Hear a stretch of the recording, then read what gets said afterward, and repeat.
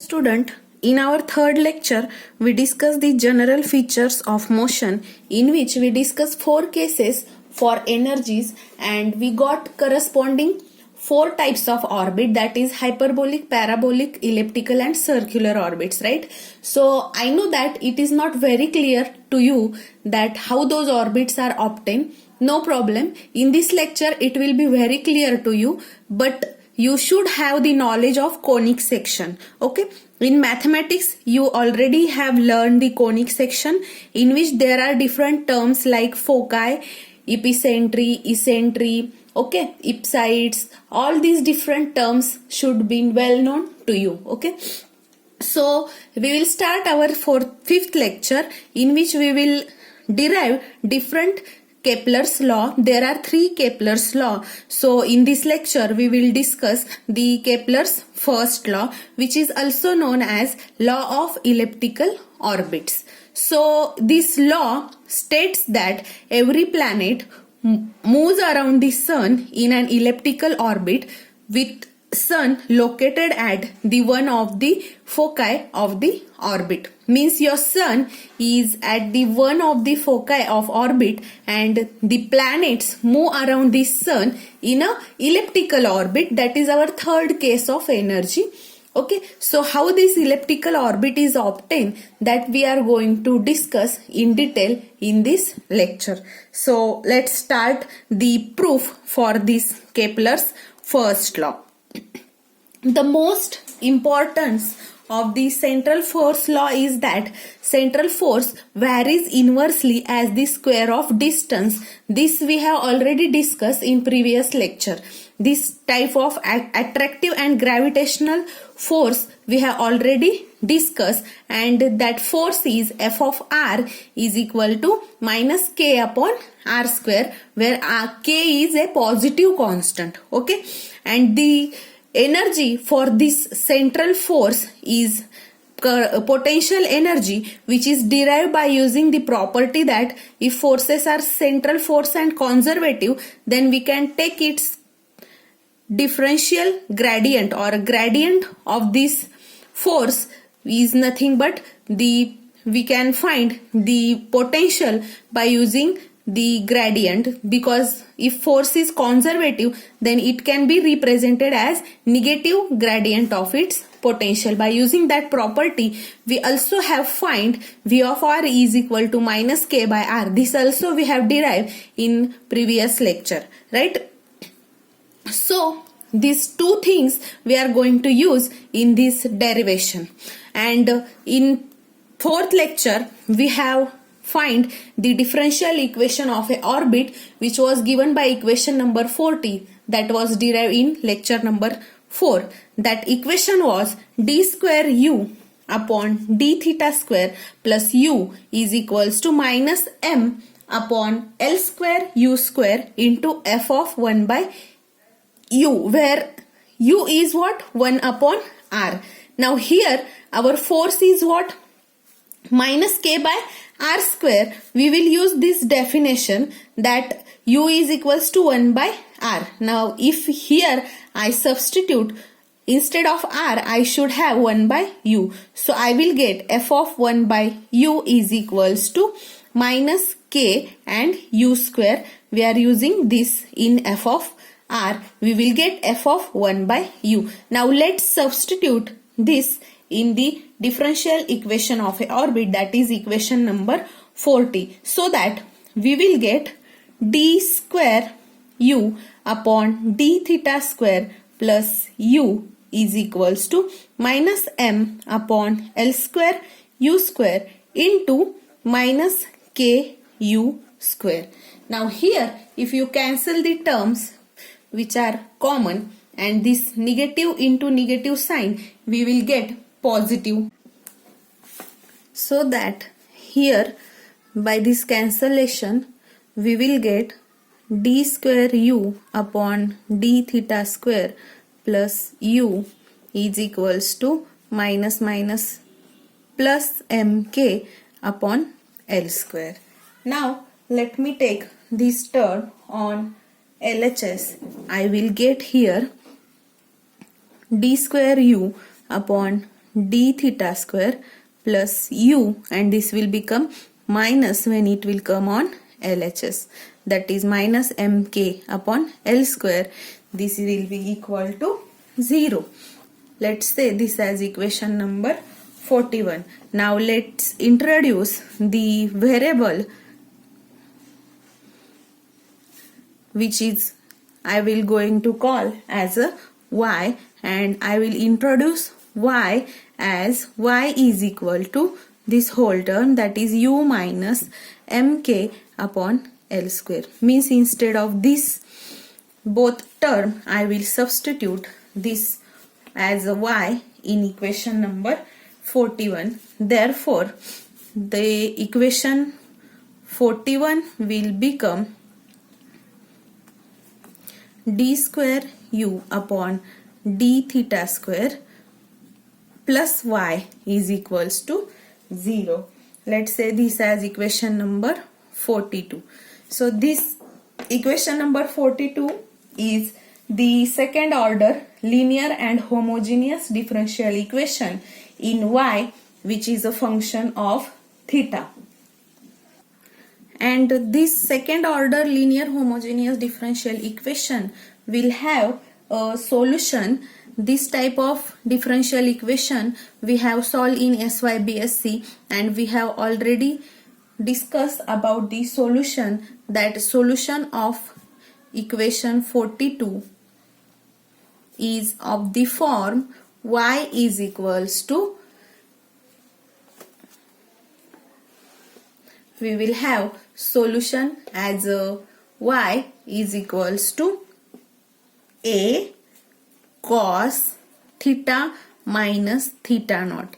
This type of solutions of differential equations we have already discussed in SYBSC physics. Okay, so here a and theta naught or theta are the constant of integration. This differential equation is solved by integrating it 2 times because we are having double derivative, right? So it is the second order differential equation. Now we will use value of y. So put y in this equation, so that I will, let me call this as 42. So put y in equation number 43.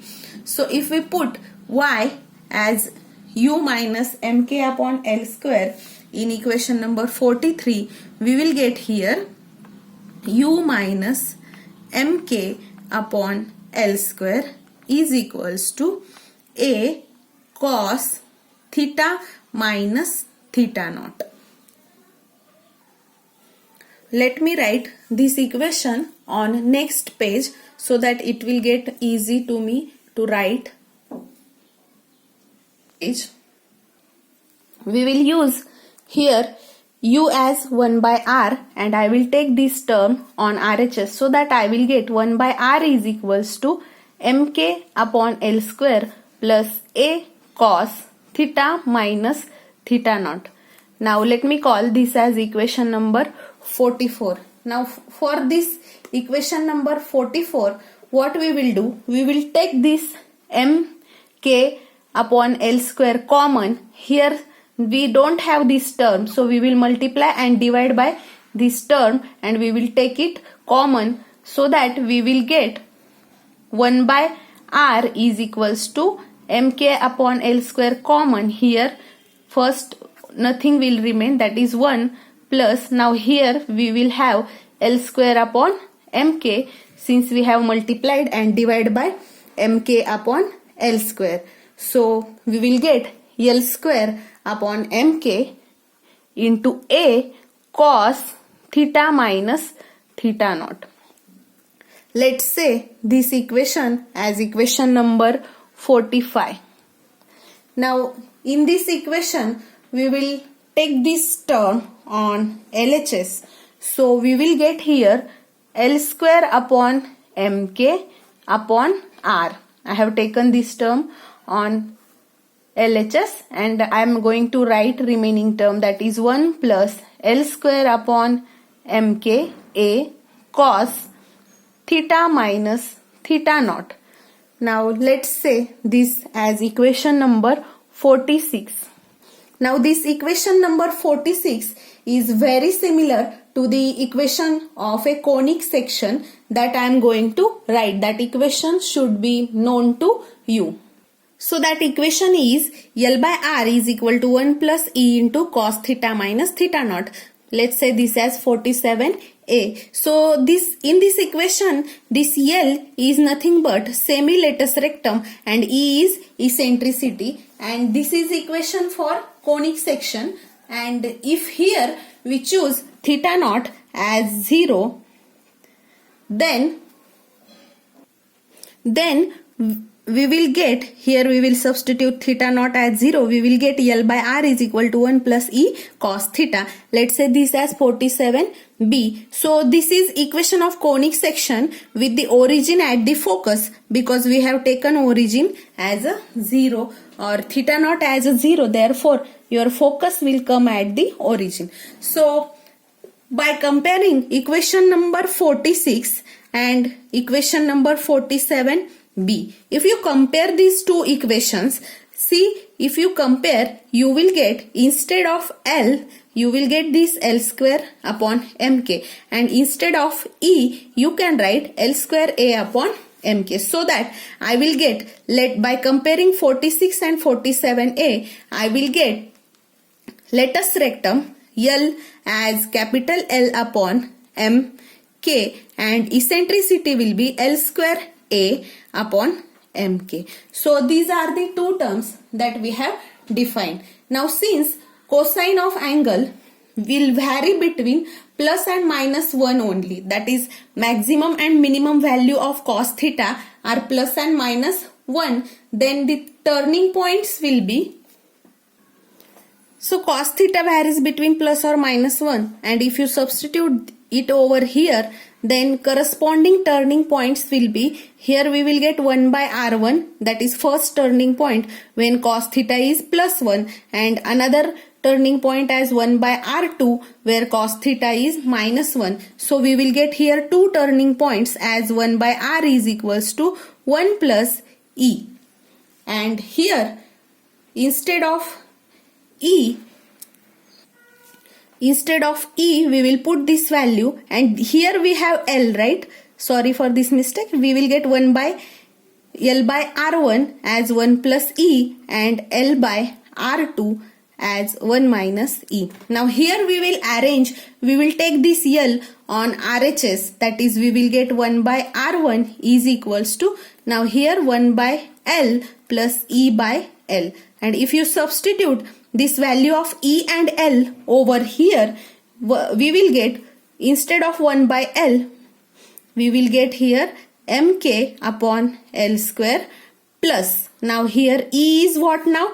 L square A upon mk, and what will be 1 by L is mk upon L square. So cancel the common terms. So we will get here only A will remain, that is 1 by R1 is equals to mk upon L square plus A. Similarly, for this also you have to do same procedure. Take this L on RHS, you will get 1 by R2 is equals to 1 by L minus E by L. Substitute value of E and L, you will get 1 by R2, that is another turning point, as mk upon L square minus A. So these are the two turning points. So let me call this as equation number 48. So the path of the object is turn, means object will turn 2 times on these two turning points, and we will get the different paths of the different, that is elliptical shape, that is those two turning points are 1 by R1 and 1 by R2. We will discuss it further. How that shape is elliptical, that we will discuss further. Now the values of constant A cannot exceed mk upon L square, otherwise our R2 is negative, that orbit will become different shape. So that is the restriction for this value of the A. Now at the turning point, that is, now we have turning points at E equal to V dash that we have already discussed in our third lecture, that is lecture based on general features of the motion. So in that lecture we have discussed that at turning point E is equal to V dash, the kinetic energy was 0 and the equation for effective potential was V dash of R is equal to V plus L square upon twice mr square. This was our equation 31b that we had discussed in the previous lecture. So here if we substitute instead of V dash as a E, this equation 31b will become as E is equals to V. Now I am skipping this. It is there that it is function of R. You have to keep it in mind. So here E is equal to V plus L square upon twice m R square. Now here if we took this E on the RHS, what we will get? I will write it in simpler form. Take this E on RHS so that we will get, I will write this term first, that is L square upon twice m R square. Now I will write plus V and then this E as a minus E equals to 0. This is small rearrangement.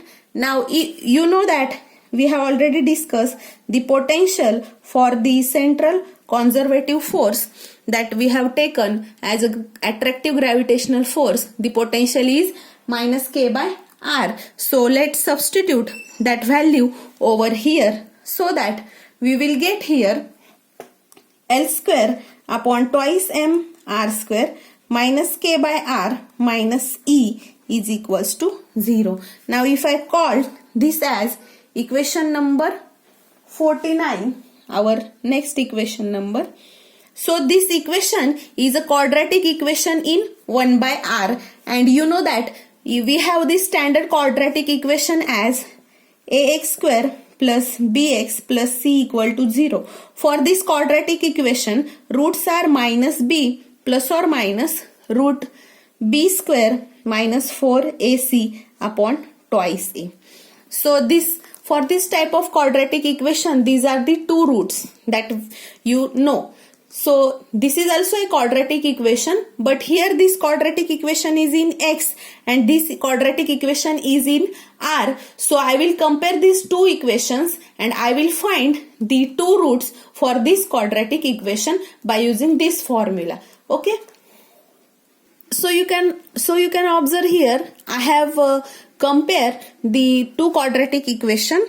This is quadratic equation in 1 by r, and if we compare this to this standard quadratic equation, our a will be L square upon twice m, b is minus k and c is minus e. So if we substitute these values of a, b and c in these roots, we will get here two roots for 1 by r, and those two roots are, by substituting these values, we will get k plus or minus root k square plus 4L square E upon twice m, and upon twice m means what? Twice L square upon twice m. So here this 2 will get cancelled with 2, and what we will do? We will take this L square upon m at the numerator. So on numerator, if we took those value, we will get mk upon L square. Let me write that step. So I will get 1 by r. Now if we took this here, I will get mk upon L square plus or minus root. Now here for this term also I have to multiply because here is plus or minus sign. So I will multiply to this term also, k square plus 4L square E upon twice m, and to this term also there is multiplier m upon L square because this denominator is divided to these two terms. Now if we separate this, here this division will be 2, and if we took here k outside the root, if this k square is taken outside the root, here we will get k, and here there is no k. So on denominator we will have here k square. So let me write that equation also. That simplified form will be mk upon L square plus, now here I have taken this k square outside this square root, so I will get here mk upon L square, and what will remain inside the bracket, now inside the root I will write here only 1 will remain, plus now here 2 L square e, since there was no k square I have to multiply and divide, then I can take it common, so here there will be mk square. So this is the simplified form. Here there is plus or minus sign. So these are, now here first we will take plus sign, we will get 1 by r1, and then we will take negative sign, we will get 1 by r2.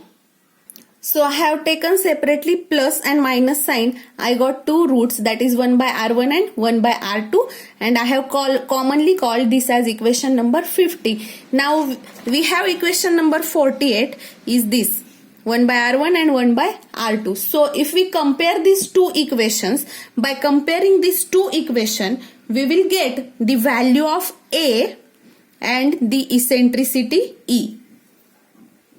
So by comparison, see here, now for 1 by r1, observe this is same, so a will be equal to this term, right? So this is our a by comparing 48 and 450. So I will get a is equals to this whole term, that is mk upon L square root 1 plus twice L square e upon mk square.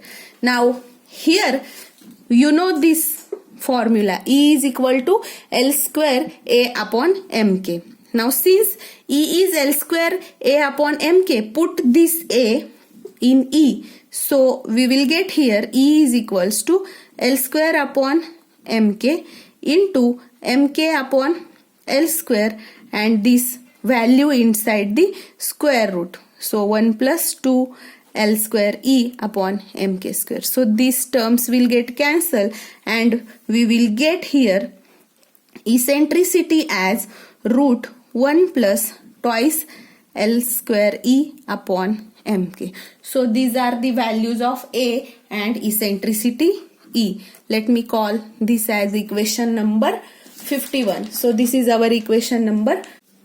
Here there is correction in equation number 51. See here, there was 2 L square e upon mk square.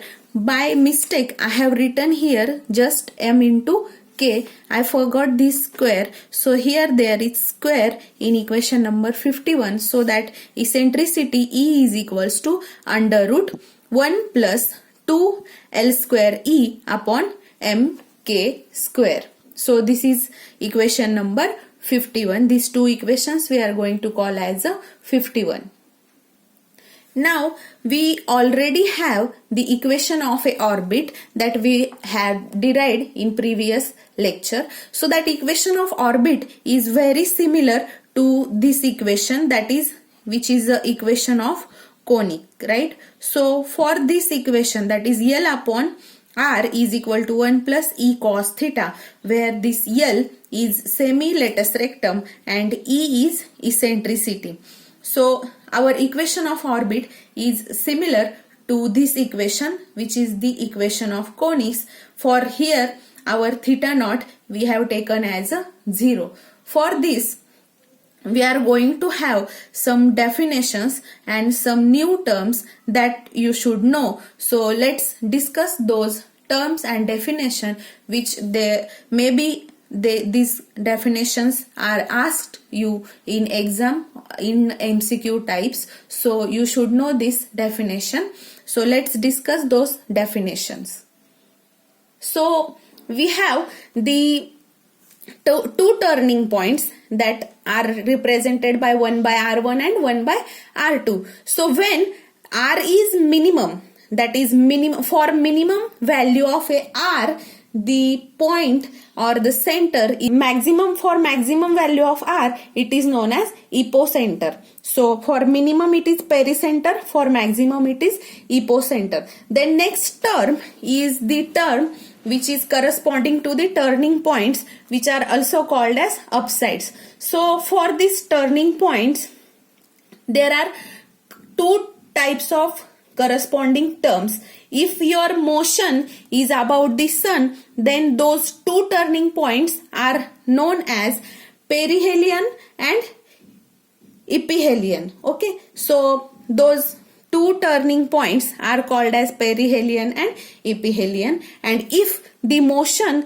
is about the earth, then those turning points are known as perigee and apogee. Okay, so these are the different terms, perigee and apogee. When motion is around the earth, then turning points are named as perigee and apogee, and when motion is around the sun, this is for earth, and for sun these are known as perihelion and ephelion. Okay, so these are different terms you have to keep in mind. These are come from the conic section. Okay, so for now we have to move towards the nature, that how nature of the orbit is decided, means how, what path does particle follow, how that is decided. So that is entirely decided by eccentricity, that you know from conic section.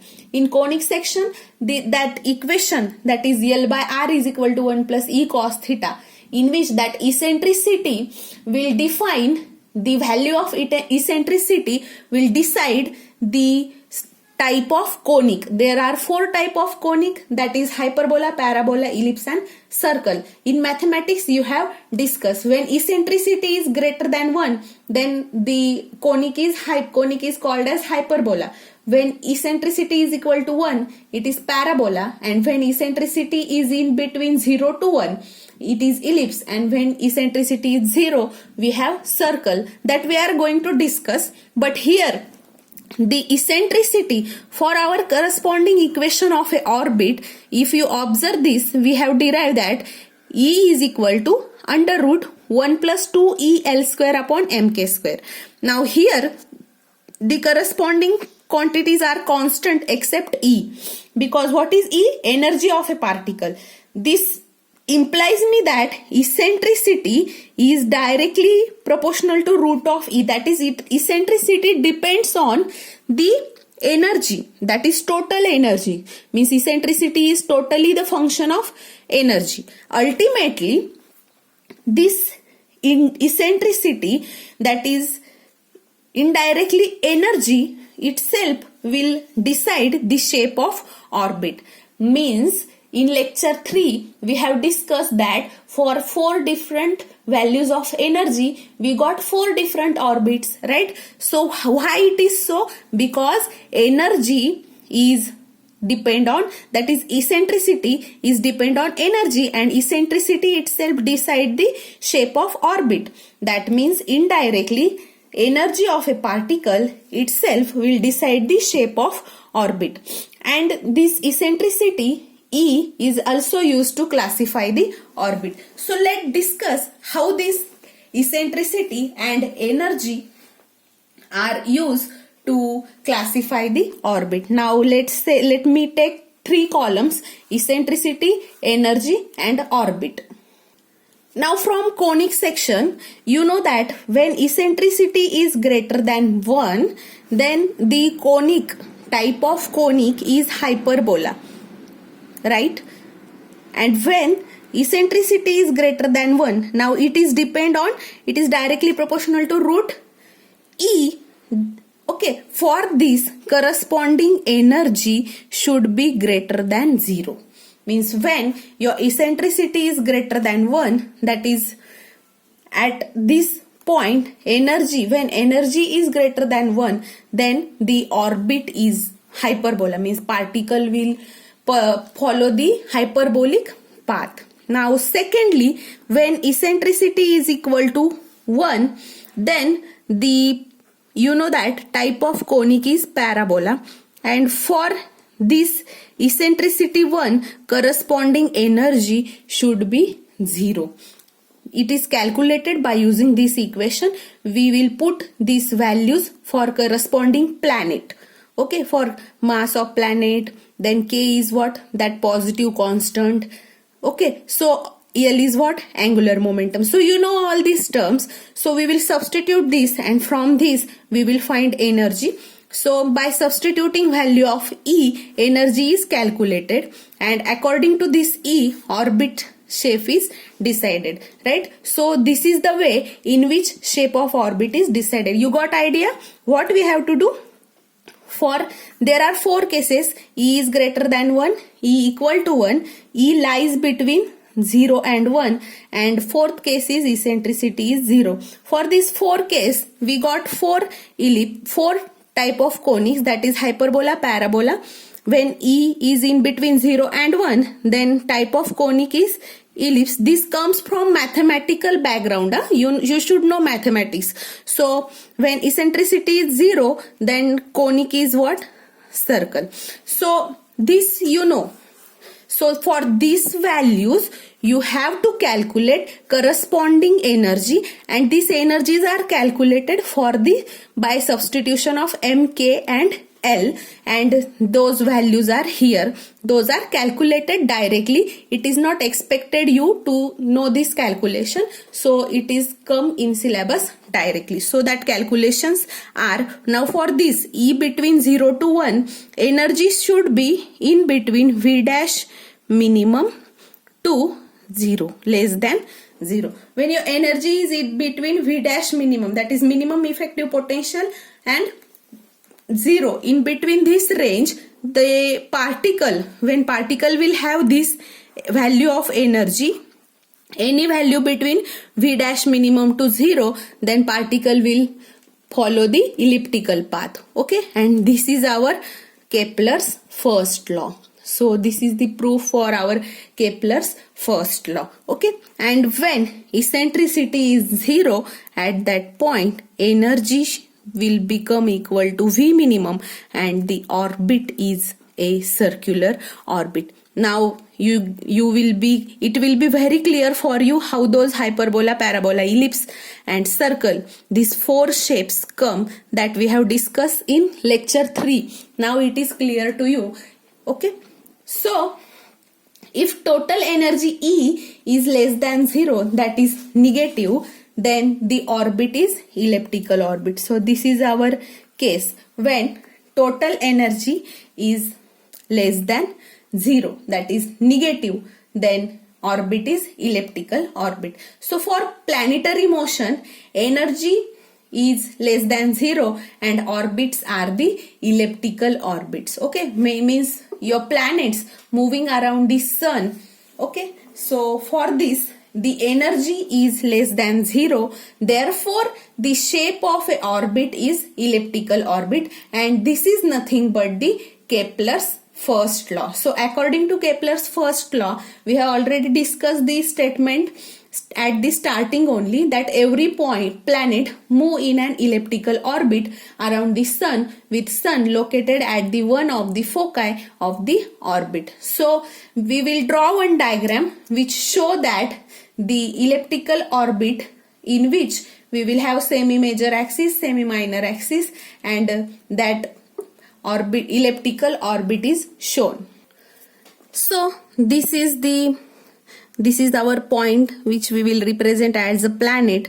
This is origin. These are 2 foci, S and S dash, that you know in ellipse, and this B is what? Semi-minor axis, A is semi-major axis. Okay, so this is all about the elliptical orbit. Let me call this as point A, this as point B.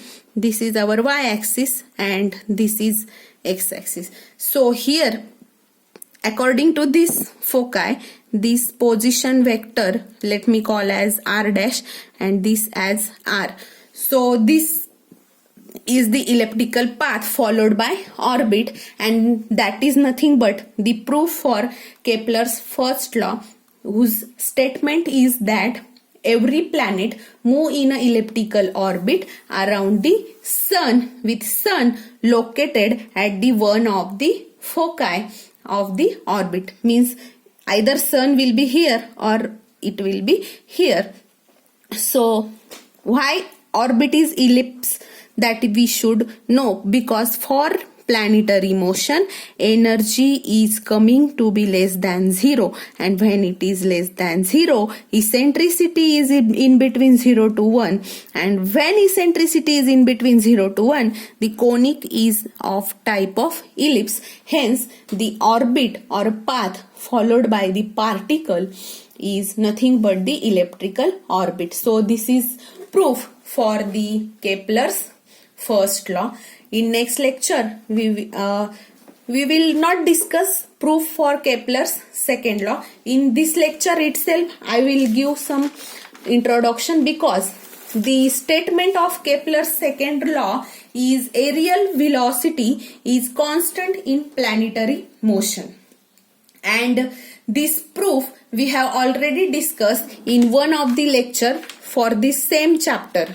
So in this chapter itself, we have discussed the proof for Kepler's second law, and that second law it is also called as law of area, and that second law statement is that the radius vector drawn from the sun to the planet sweeps out equal area in equal interval of time, or in other words, the statement is that aerial velocity is constant. Let me show you that proof that we have already discussed.